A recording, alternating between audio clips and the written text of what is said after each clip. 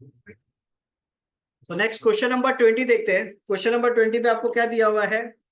A man retires at the age of 55 years and his employer gives him a pension of rupees 30,000 per year, paid in half-yearly installment for the rest of his life, reckoning his expectation of life to be 70 years and interest at the rate of 10% per annum compounded half-yearly. What single sum is equivalent to his pension? अब ये चीज को बढ़िया से समझना, ठीक है। एक इंसान है जो किसी ऑफिस में काम कर रहा है। अब वो इंसान रिटायर हो चुका है, ठीक है। रिटायर होने के बाद में उसका जो कंपनी है, उसका कंपनी उसको कितना पैसा दे रहा है? 30,000 रुपया साल का दे, ठीक है। कितना पैसा दे रहा है? 30,000 रुपया साल का दे रहा है। और कंपनी ये बोले जब तक तुम मरेगा नहीं तब तक ये 30 साल तुमको मिलते रहेंगे। क्लियर है? बट ये इंसान क्या बोलता है? ये इंसान बोलता है कि हमको 30,000 एक साल का नहीं चाहिए, ठीक है। हमको 30,000 रुपया करके एक साल का नहीं चाहिए। हमको क्या करना है? हमको पूरा का पूरा एक लमसम अमाउंट आज का आज ही चाहिए। क्या बोल रहा है ये? हमको एक लमसम अमाउंट आज का आज ही चाहिए। अब लमसम अमाउंट अगर आज का आज इसको लेना है तो उसके लिए कितना साल ये जिंदा रहेगा इसका अनुमान लगाना पड़ेगा। तो उसके लिए लोग बोला है कि लाइफ का एक्सपेक्टेंसी है तुम्हारा कब तक का? 70 ईयर्स, मतलब 70 साल तक। ये बोलना चाह रहे कि 70 ईयर्स तक हम जिंदा रहेगा कम से कम। 70 ईयर्स तक हम कम से कम जिंदा रहेगा, ठीक है। तो आज कितना साल का हुआ ये? आज हुआ ये 55 ईयर्स का। और ये बोलना क्या चाह रहा है कि 70 ईयर्स तक ये इंसान जिंदा रहेगा, ठीक है। इसका मतलब आज से लेके 70, मतलब 55 to 70 ईयर्स कितना होता है? 15 साल। तो 15 साल तक का जो पैसा होगा वो पैसा इसको आज का आज ही चाहिए, ठीक है। तो बेसिकली 15 ईयर्स का जो पैसा होगा उसका अपन क्या निकालेंगे? Present value. बिकॉज जो पैसा आप आज के आज ही ले रहे हो उस वैल्यू को क्या बोलेंगे? Present value. मतलब फॉर द नेक्स्ट 15 ईयर्स का जो कैश फ्लो होगा उसका आज का वैल्यू अपन कैलकुलेट करेंगे और बता देंगे कि वो सिंगल सम कितना होगा। बात समझ में आ रहा है नहीं आ रहा है? क्लियर ये चीज? ये बंदा बिल्कुल भी नहीं चाहता कि इसको 30,000 साल का मिलते रहे जब तक ये ना मरे। उसके लिए बोल दिया कि भाई हम इतना साल तक जी सकता है, तो 15 साल के हिसाब से आप क्या निकालो? एक प्रेजेंट वैल्यू निकालो। क्लियर है? अब यहाँ पे नोट डाउन करने वाला चीज आपके लिए क्या है, देखो चीज को समझना। 30,000 पर year paid in half yearly instalment. Half yearly में मिल रहा है मतलब 6 महीना में कितना मिल रहा है? 15,000 रुपया। क्लियर है? तो इस केस में आपका एन्युटी कितना होगा? 15,000। 30,000 रुपया per year paid in half yearly installment, मतलब 50,000 करके मिल रहा है। रेट ऑफ इंटरेस्ट आपको कितना दिया हुआ है? 10% रेट ऑफ इंटरेस्ट दिया हुआ है। तो 10% का आधा कितना हो जाएगा? बिकॉज हाफ ईयरली के बेसिस पे बात कर रहे हैं, तो 10% का आधा कितना हो जाएगा? 5%। तो बेसिकली कितना हो गया? 0.05। नंबर ऑफ ईयर्स 15 साल दिया हुआ है और हाफ ईयरली बेसिस पे मिल रहा है, तो 15 को 2 से मल्टीप्लाई कर दो, कितना हो जाएगा? 30। तो प्रेजेंट वैल्यू अगर इसका कैलकुलेट करेंगे क्या हो जाएगा? R divided by I, 1 - 1 + i⁻⁻। तो आर का वैल्यू कितना हो जाएगा? 15,000। आई का वैल्यू कितना हो जाएगा? 0.05। 1 - 1.05 टू द पावर कितना हो जाएगा? बोलो ये बात समझ में आ रहा है नहीं आ रहा? Clear HS? अब अपना फंडा क्या है कि भैया 1.05 टू द पावर -30 इसका वैल्यू निकाल लेते हैं। Let x is equal to 1.05 to the power -30, ठीक है। तो log x लॉग लगा लो दोनों तरफ। log x equal to log of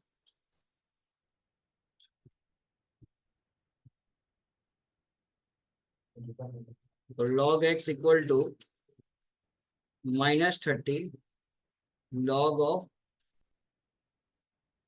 ठीक है,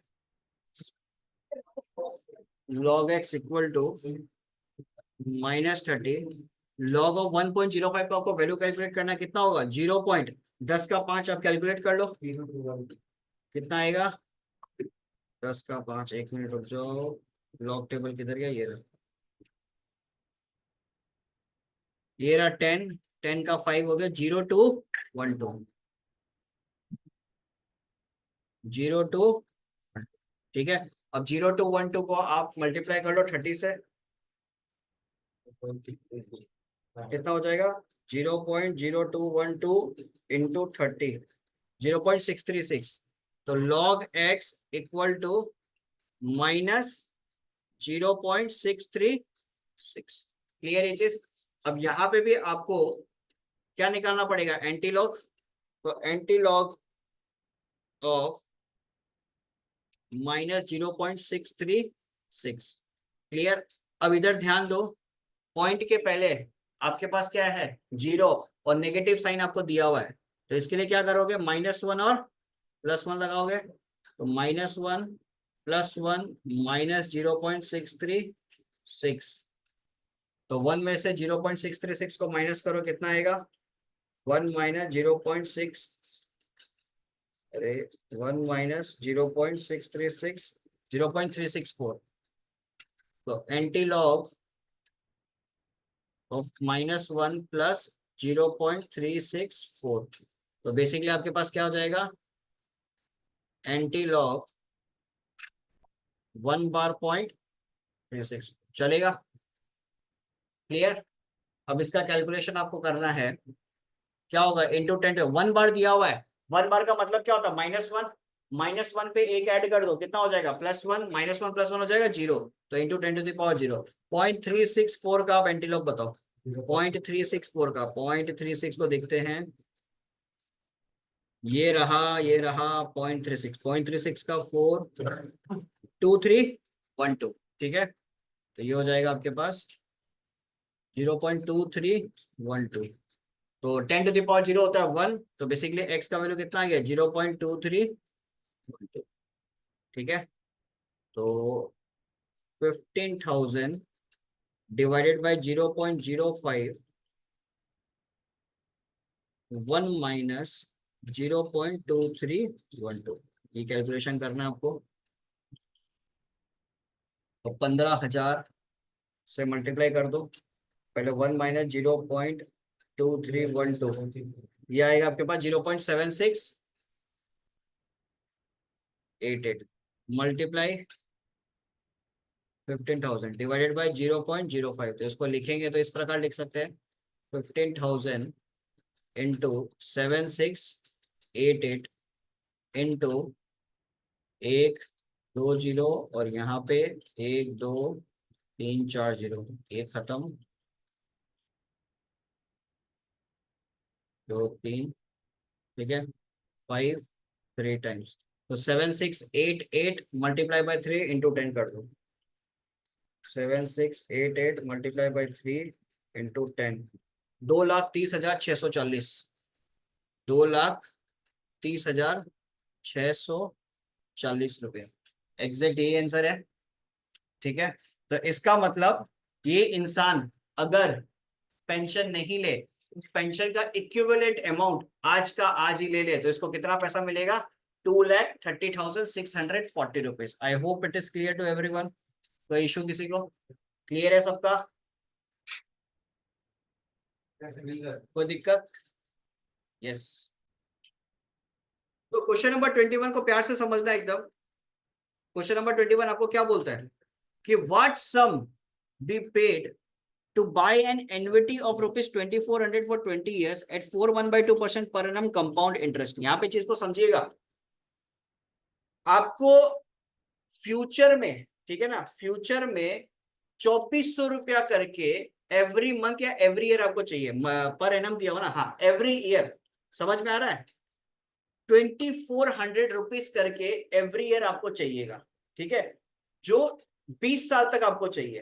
क्लियर? तो 20 साल तक अगर आपको चाहिए 2,400 रुपया करके, उसके लिए आज आपको बैंक में कितना पैसा डालना पड़ेगा या किसी भी फाइनेंशियल इंस्टीट्यूशन में कितना इन्वेस्ट करना पड़ेगा?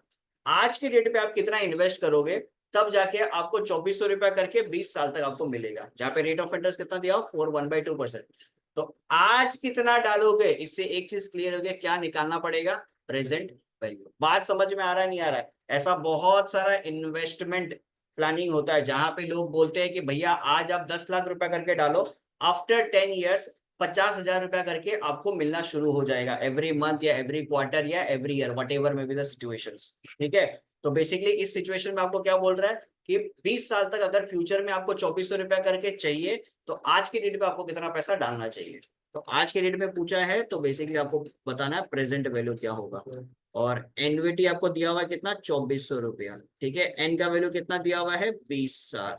रेट ऑफ इंटरेस्ट कितना दिया, 4 1/2% का मतलब कितना हो गया, 9/2, that is 4.5, 0.045।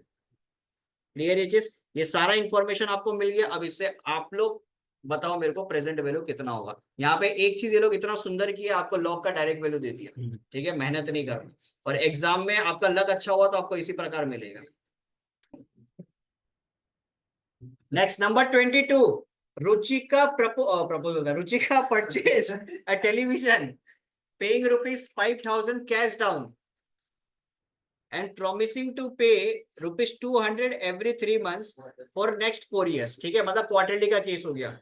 The seller charges interest at the rate of 8% per annum compounded quarterly।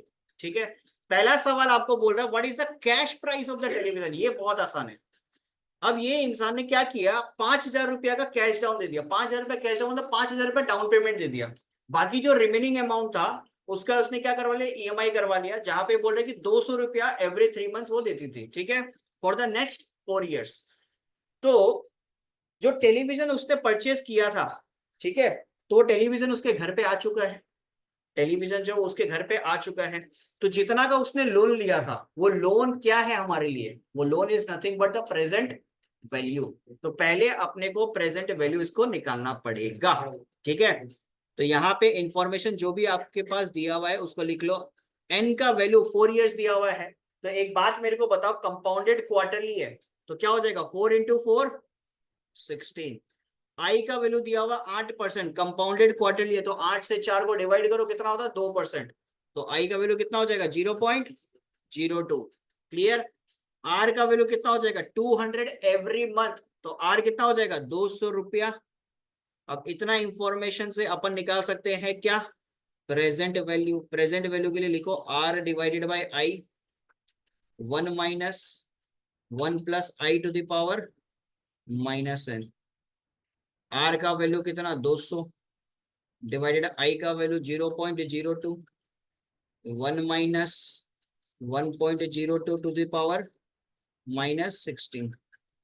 बोलो ये चीज समझ में आ रहा है, ये क्लियर है सबका। तो let x is equal to 1.02 ⁻⁻16, taking log both side. तो log x इक्वल टू मैं सीधा लिख देता हूँ -16 log ऑफ 1.02। तो -16 इंटू क्या हो जाएगा, 1.02 का 0.10 का 2 कितना हो रहा है, 0086। तुम लोग पे भरोसा करके हम लिख रहे हैं, करेक्ट है एकदम। तो 16 से 0086 को मल्टीप्लाई करो, कितना आ रहा है, 0.1296। 16 इंटू 0.0086, 1376 आ रहा मेरा। तो यहाँ पे भरोसा नहीं कर सकते तुम लोग, 0.0086, 0.1376।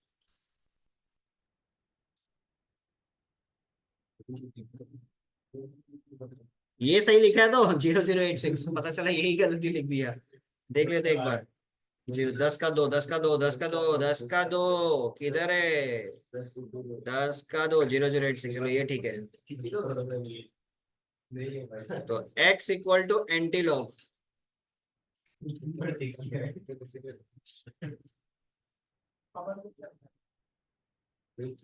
ठीक है, पॉइंट के पहले 0 है तो क्या लिखोगे, एंटी लॉग ऑफ -1 + 1 - 0.1376। तो 1 में से इतना पोर्शन को माइनस करो, एंटी लॉग क्या हो जाएगा, 1 बार 1 - 0.1376, 8624। ठीक है, तो इंटू 10⁻⁴ क्या हो जाएगा, 0.8624 का देखते हैं, 0.8624, 0.8624, 0.86 ये रहा, और 2 ये रहा, 7278, और इसके लिए 4 4 हो जाएगा 7। प्लस 7, 7285, तो 0.7285, 0.7285, तो यही होगा 0.7285। तो कितना हो जाएगा हमारे पास present value? 200 divided by 0.021 minus 0.7285। तो 1 में से माइनस करो, 1 माइनस 0.7285, 2715 आ जाएगा। 0.2715, ठीक है। तो 200 इंटू 2715 इंटू 100 डिवाइडेड बाई 1 2 3 4, ठीक है। तो 1 2 ये खत्म, 1 2 ये खत्म, 1 2 ये खत्म, 1 2 ये खत्म, 2 2 खत्म। तो 2715 आ रहा है क्या? हाँ, सही है। तो प्रेजेंट वैल्यू मेरे पास कितना आ गया? 2715। सवाल आपको क्या पूछा है? What is the cash price of the television? तो कैश प्राइस कितना होगा? 5000 इस पे ऐड कर दो। कैश प्राइस ऑफ टेलीविजन क्या होगा? अभी देखो, इंसान 5000 रुपया तो कैश दे दिया और 2715 का लोन ले लिया। तो 5000 प्लस 2715 कितना हो जाएगा? 7715। बोलो, एक पार्ट क्लियर है? नंबर 1 जो पार्ट है ये आपका क्लियर है? कोई दिक्कत इसके अंदर? चेक कर लो। नंबर 1 पार्ट क्लियर है सबका? नोट डाउन कर लो फटाफट से, फिर नंबर 2 पे पढ़ेंगे अपन। हाँ। अब दूसरा पार्ट जो दिया हुआ, दूसरा पार्ट में क्या बोल रहा है? दूसरा पार्ट पे बोलता है इफ द मिस, दा नहीं होगा, ही या शी होगा। If she miss the first 3 payments, if she miss the first 3 payments, what must, अबे ही लिख दिया she, what must she pay at the time of fourth is due to bring him up to date? क्या English लिखा है भाई? If she missed the first 3 payments, what must she pay at the time of fourth is due to bring him up to date? कहने का मतलब पहला 3 payment अगर ये इंसान नहीं देता, लैप्स कर देता है, ठीक है, पहला 3 पेमेंट अगर इंसान नहीं देता है, तो चौथा पेमेंट जब वो देगा उसमें कितना पैसा इसको देना पड़ेगा कि अप टू डेट हो जाए? तो ऑब्वियस सा बात है, 4 साल के हिसाब से आप कौन सा वैल्यू निकालो? फ्यूचर वैल्यू निकाल लो। पहला 3 पेमेंट तो नहीं दे पाया ना, तो 4 साल के हिसाब से आप फ्यूचर वैल्यू बता दो इसका। पहला 3 पेमेंट छोड़ दो, पहला 3 पेमेंट पे तो इंटरेस्ट लगेगा ही ना, तो पहला 3 पेमेंट को छोड़ दो, चौथा साल के हिसाब से आप फ्यूचर वैल्यू बता दो, खत्म।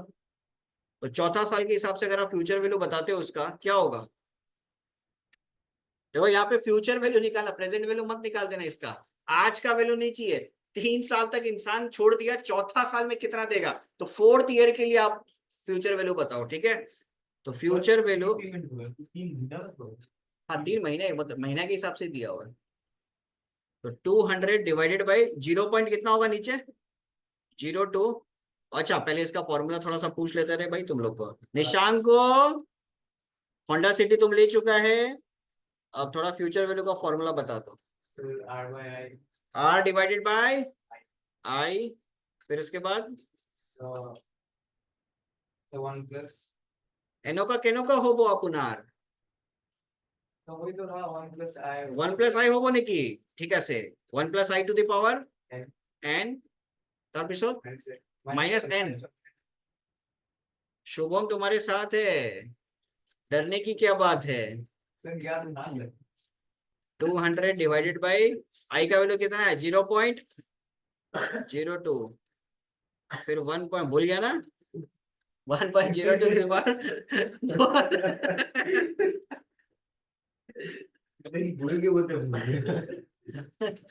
थोड़ा सा भूल गया, ज्यादा नहीं, थोड़ा सा भूल गया।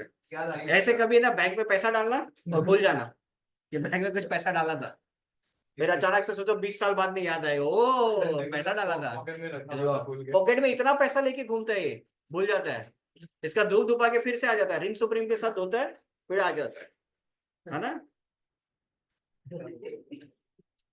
चलो अब 1.02 टू द पावर 4 इसको कैलकुलेट करते हैं। लेट,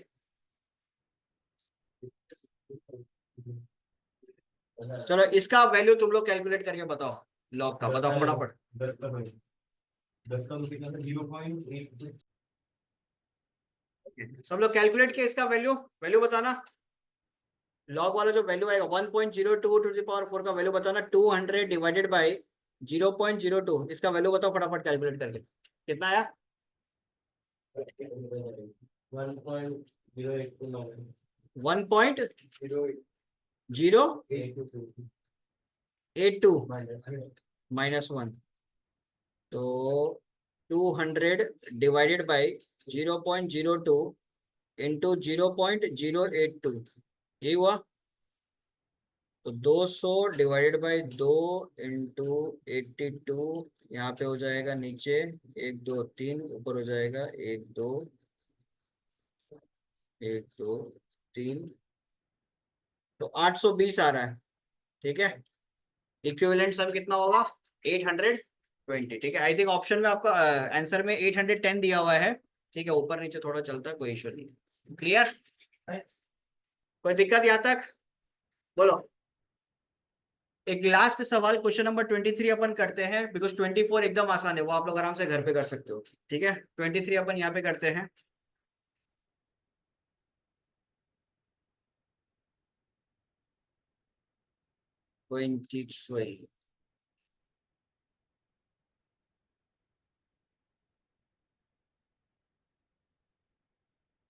क्वेश्चन नंबर 23 पे आपको क्या दिया हुआ है? A man wishes to make lump sum deposit of an account which will provide payments of rupees 1,000 a year. 5 withdrawals of rupees 1,000 will be made, first taking place 1 year after the account was opened. What should be the amount invested if the interest is charged 6% per annum compounded annually and the account has to be exhausted in 5 withdrawals? Basically अगर आप ढंग से देखें तो ये question number 23 as it is question number 21 के जैसा है। 23 जो है वो एज इट इज 21 के जैसा, बस कहानी को थोड़ा सा ज्यादा कर दिया। ठीक है, ये लोग क्या बोलना चाह रहा है कि आज के डेट पे आपको कितना पैसा बैंक में डालना चाहिए ताकि एक पॉइंट के बाद में आप लोग 1,000 रुपया करके एवरी ईयर आप निकाल सको, 1,000 रुपीज एवरी ईयर आप विड्रॉ कर सको। तो बेसिकली इस क्वेश्चन में आपको क्या पूछना चाह रहा है? Present value. एकदम सिंपल सवाल है। एन्युटी आपको कितना दिया हुआ है? 1,000 रुपया। रेट ऑफ इंटरेस्ट 6% है, तो 0.06, कुछ वो नहीं दिया ना, क्वार्टरली यूटिलिटी नहीं दिया हुआ है, नहीं दिया हुआ है। चलिए, एन का वैल्यू कितना है? 5। ठीक है, आसान क्वेश्चन, ये आप लोग कैलकुलेट करो फटाफट।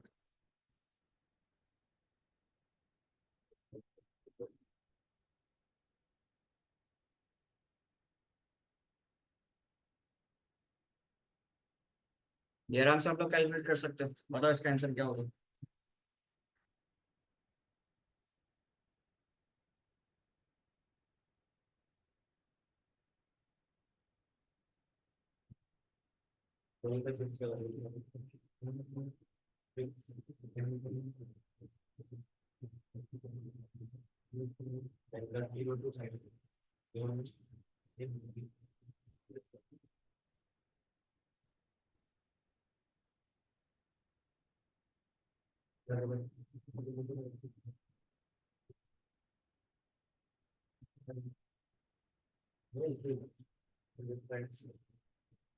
डन।